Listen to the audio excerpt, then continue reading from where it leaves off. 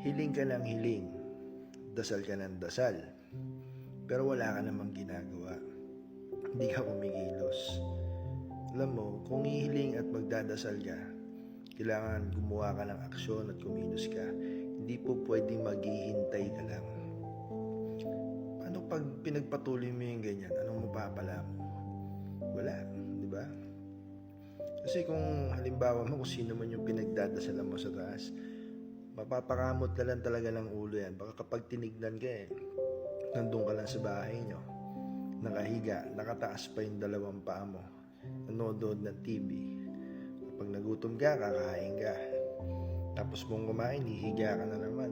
Matutulog ka pa, anak ng kwago. Kaibigan, huwag ganon. Kung hihiling at dadasal ka, samahan mo ng aksyon. Alam mo kasi, kapag pinagpatuloy mo yung ganyang pag-uugali, alam mo kung anong mapapala mo. Zero bank account. Kapag kailangan mo ng income o kailangan mo ng pera na panggastos, wala kang mahuhugot. Kasi hindi po pwedeng ganyan yung maghihintay ka lang. Hindi ka naman siwan tamad, di ba? Kasi sa totoo lang, talagang kapag wala kang pera, kawawa ka. Wala namang ibang tutulong sa'yo Kasi pagdating sa pera, kahit na kaibigan, pamilya, pwede kang talikuran yan. Kaya ang pwede mong gawin talaga, umilos ka. Ikaw ang tumulong sa sarili mo.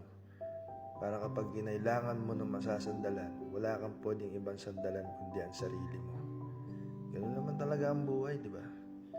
Kaya kailangan magsikap ka.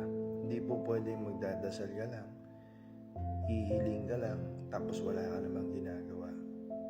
Alam mo, napakasarap ng talagang sarili mong pera yung ginagastos mo sa mga bagay kapag halimbawa may emergency, di ba?